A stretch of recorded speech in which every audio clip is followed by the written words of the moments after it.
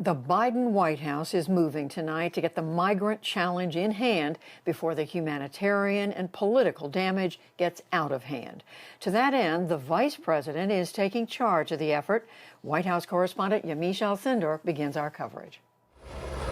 Today, an intensified focus on the southern border.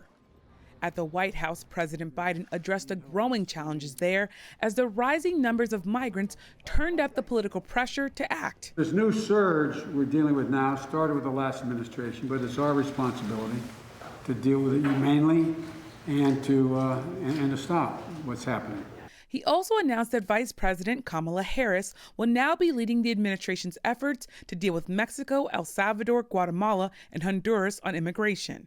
It's a new role Harris embraced. While we are clear that people should not come to the border now, we also understand that we will enforce the law, and that we also, because we can chew gum and walk at the same time, must address the root causes. Officials from the vice president's office say she will focus on two main issues: stemming the flow of irregular migrants to the U.S. and establishing partnerships with the Central American nations they are fleeing. But the role is a hard one with complex issues dating back decades. And it's one Mr. Biden himself tried to tackle while he was vice president. In the meantime, the president and vice president also met with the secretaries of Health and Human Services and Homeland Security. And President Biden dispatched a delegation of White House officials and members of Congress to inspect a refugee resettlement facility in Chorizo Springs, Texas. We are taking a very comprehensive approach, opening up new beds, such as providing space for children. The visit marked the first time the Biden administration allowed media access to a border site. But this was one run by the Department of Health and Human Services, which readies such places for kids. The main problems have been at overcrowded facilities run by U.S. Customs and Border Protection. Just yesterday, footage released by Customs and Border Protection officials showed migrant children eating and sleeping in a crowded Texas detention center. Sources told the NewsHour that as of Tuesday, there were about 4,800 children at CBP facilities. That includes some 1,600 kids who had been held there for more than the legally allowed 72 hours. Meanwhile, Republicans stepped up the pressure. Senator Lindsey Graham said it's clear that migrants believe President Biden is making it easier to enter the U.S. He accused the White House and Democrats of trying to unfairly shift blame onto former President Trump. It's time to regain control, and you have to deal with the dynamic that led to the border being overrun. This is not a seasonal event. Trump's got nothing to do with this. Graham proposed his own legislation to tackle the situation at the border. Some of the provisions include immediately sending back migrants to their home countries and then having them fill out asylum applications in Northern Triangle nations rather than the United States, allowing authorities to hold families together longer than the current standard of 20 days, and appointing 500 new immigration judges. On the Senate floor, Democrats blocked Republican measures targeting President Biden's reversal of Trump-era border policies. The growing debate made clear that immigration is shaping up to be a central challenge to the Biden White House and a driving force in the 2022 midterm elections. For the PBS NewsHour, I'm Yamiche Alcindor. Our senior national correspondent, Amna Nawaz, is on the border in El Paso, Texas, and she joins me now. Hello, Amna. We know very well one of the specific challenges facing the Biden administration is this influx of unaccompanied minors. And in an effort to be more transparent, they decided today to release images of one of the Health and Human Services Department-run shelters for children. Tell us how that is being received. Hi, Judy. Well, I think it's clear, obviously, the efforts made by the Biden administration are very much welcome, certainly for us as journalists. We have been among the many journalists at the NewsHour asking for access, not just to those shelters run by HHS, you mentioned, where unaccompanied minors are held, but also to the Border Patrol facilities that are run by Homeland Security. And that is where we know the backup of unaccompanied minors coming across in larger numbers now. We know that's where the backup is. And when you look at the families, when you talk to the families on the ground on both sides of the border, what we're seeing is that we shouldn't expect those numbers of unaccompanied children to decrease anytime soon. And here's why.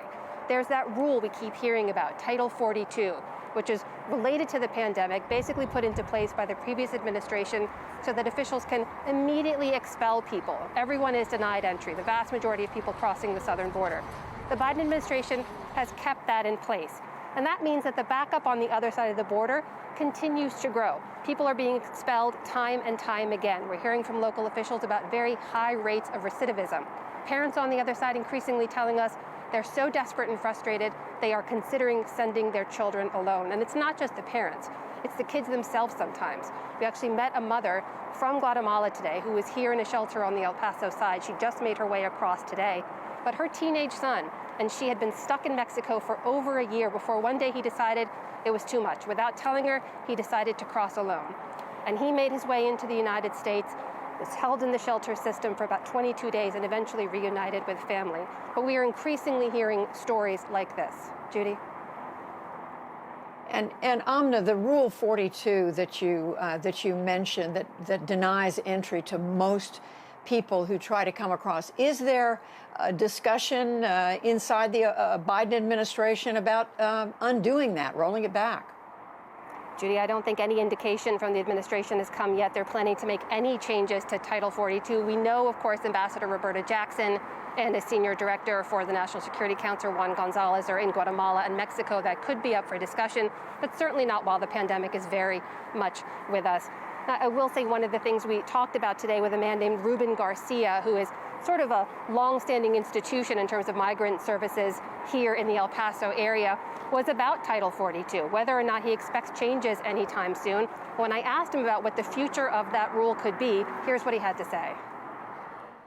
I'm very concerned about what is going to happen when Title 42 gets impacted. That's what's keeping me up at night. Why are you concerned? Because the minute you begin to tamper with Title 42, you're going to have a surge. We're not going to be talking about hundreds. We're going to be, and not even thousands. We're going to be talking about tens of thousands of refugees that are going to cross into the U.S. And Amna, with the announcement today about Vice President Harris, what is it believed that she's going to be able to do with regard to this complicated set of issues around immigration as she takes over this portfolio? Well, Judy, there's a lot of work to be done. We've seen with the previous administration, they did try to strike some unilateral deals with some of these countries of origin to try to prevent people from leaving in the first place. But we all know until those root causes are addressed on the ground, those flows will likely not slow down. Now, we know the Biden administration has $4 billion earmarked to try to go exactly towards that effort. They want to change asylum rules to make it easier for people to access U.S. asylum or asylum in other countries in their countries of origin. But none of those plans are quick fixes. We're not talking about something changing this week or this month, probably not even this year. It's also important to remember the numbers we're seeing now are because of a backup over the last year. As this backup continues to grow, experts say we're likely to see the numbers grow even in the weeks and months ahead. Judy? Such a complex set of issues around this. Amna Nawaz reporting from the border in Texas. Thank you, Amna. Thanks, Judy.